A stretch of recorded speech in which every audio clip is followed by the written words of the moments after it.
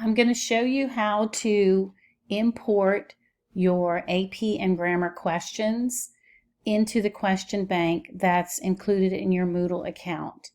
So what you're going to do first is go to your course. So I've already sent you the folder. You should download it and save it somewhere on your computer. So I'm going to go ahead and go to this is not my 2010 course, but it's going to be the easiest one to show you right now.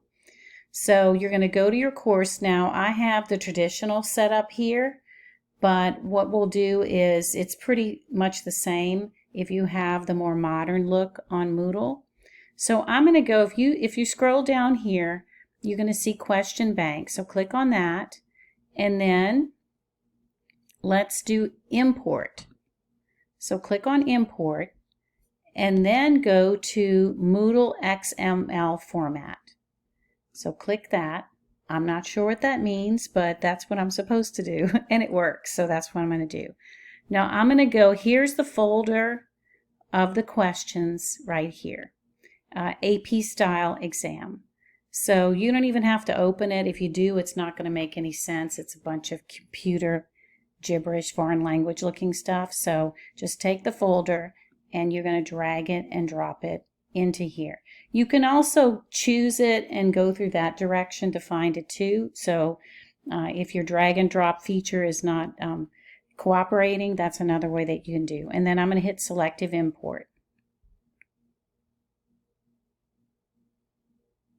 So you can see now here are all the questions. Doesn't have the answers or anything, but here's the list of questions that I'm going to import. So I'm just going to scroll down, make sure there's 100 in there. So we're good. So I'm going to hit continue. And there they are. So they're in the question bank. Now, there's a lot of stuff in here. If you've never created a question, I'll show you just one thing that's nice to know. Say you see a mistake in here somewhere. Anytime you see this little wheel, that means you can edit something. So click on the wheel. And then maybe you want to edit, maybe you see a misspelled word in here, or an answer's wrong. Anything with 100% means that's the correct answer. Maybe you find out I made a mistake, which I do often. So you want to just go ahead and fix it yourself or change something, you can do that and then click changes. And then that will make the change. So it highlights in green what I've just worked on. So now I have my question bank all ready to go, right? So what I need to do now, that's one step. The second step is I'm going to have to go back and create the exam. So let's go back, and I'm going to hit spring. This is the course I'm working in here. So now I have to go here, and I'm going to create my AP exam. So this allows you to upload files. We've been using this most of all. Here's something, if it's new to you to create a quiz, you have to click on add an activity and scroll down and then click quiz. So now I'm going to name it AP exam, right? If you wanted to put a description in here or some kind of instructions for your students, you could. If you want that to be displayed on your Moodle page, then you need to click this little square here, and then the title will appear with your sentence or your information underneath it. Now this is an important part. You're going to have to set this. We each need to do it, and now we haven't decided while I'm making this video exactly how that's going to work. But what I'm probably going to do is set a time for my students to all Zoom into class, if they can, and work on the quiz together. So I'm going to click enable and say I'm going to do it on March. Let's do it in April. So the week of the quiz, let's pick April 11th, and then we'll have it at the same time.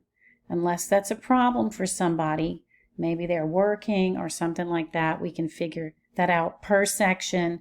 I'll leave that up to you. So say I'm going to do it, let's do it at 3 o'clock. So this is always the hardest part for me because it's the 24-hour time thing here. So this would be 3. So I'm going to set the time for 3. I'm going to allow 2 hours. It's going to be open for 2 hours. So say they don't start exactly at 3. They're not at a limitation. I'm going to time the test itself, right? But I'm going to give them a 2-hour window for them to take it. So I said 3 to 5, right? So let's go ahead and do that. Now, we haven't talked about this or come to a conclusion here. So there's 100 questions. If I gave them a minute a question, that would be 100 minutes. But I don't know if I want to give them that much time.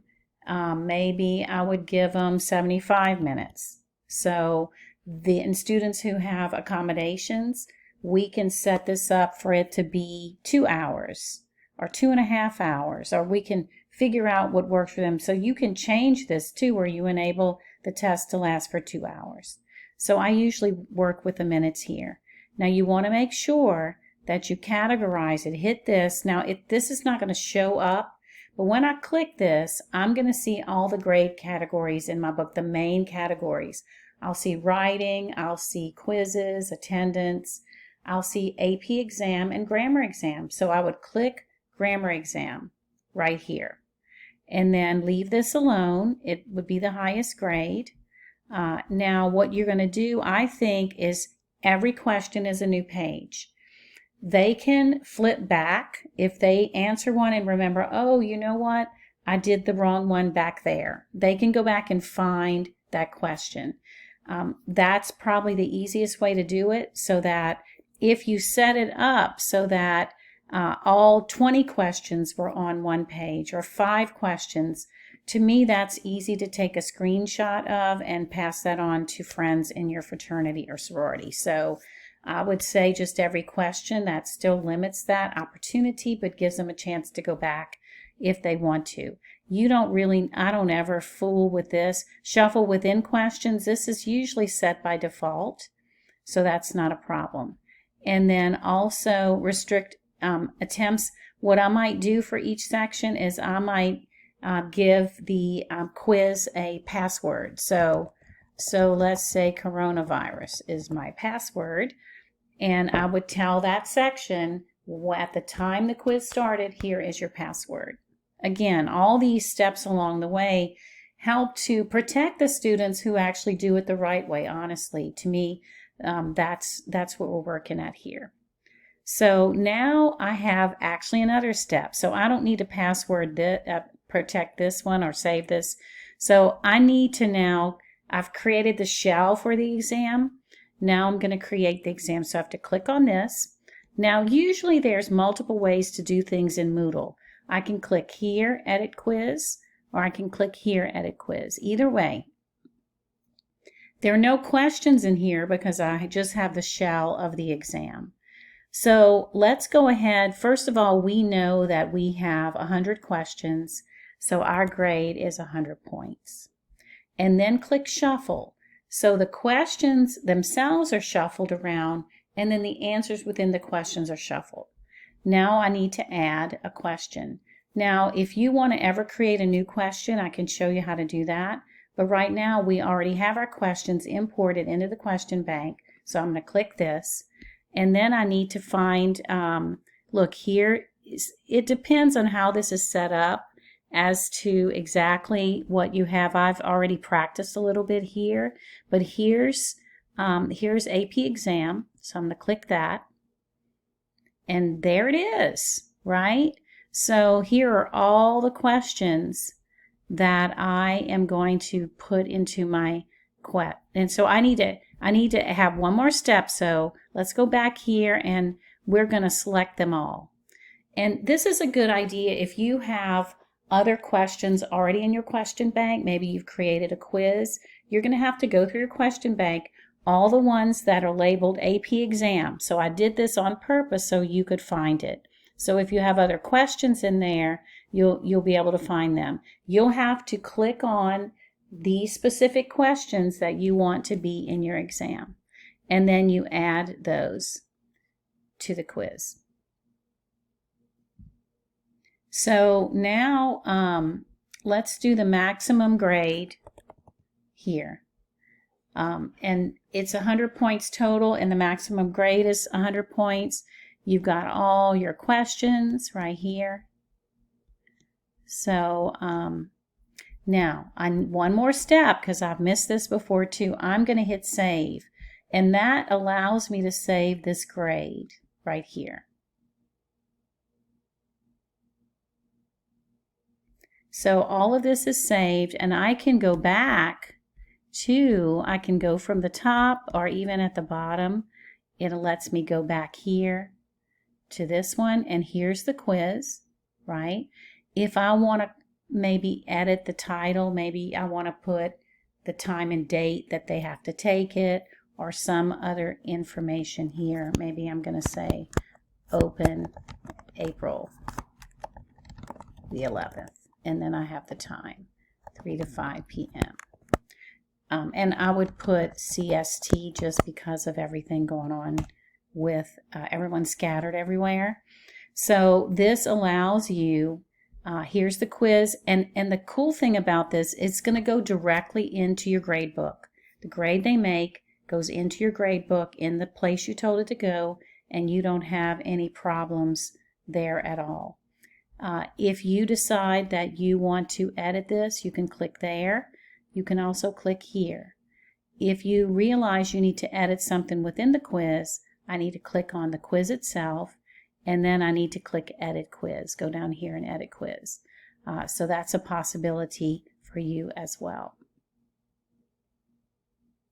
So this is not really difficult for you. You will do the same thing with the grammar exam. Now remember, when you import the grammar folder, whichever folder you import second, especially if you have no questions in your question bank, you'll really have to go through and click the ones that you want, because the AP exam will be listed that way. The grammar exam will be listed that way. The nice part is that it usually populates your questions in alphabetical order. So probably all the AP exam questions will be together. All the grammar exam questions will be together. So that's it. Just be sure to let me know if you have any questions.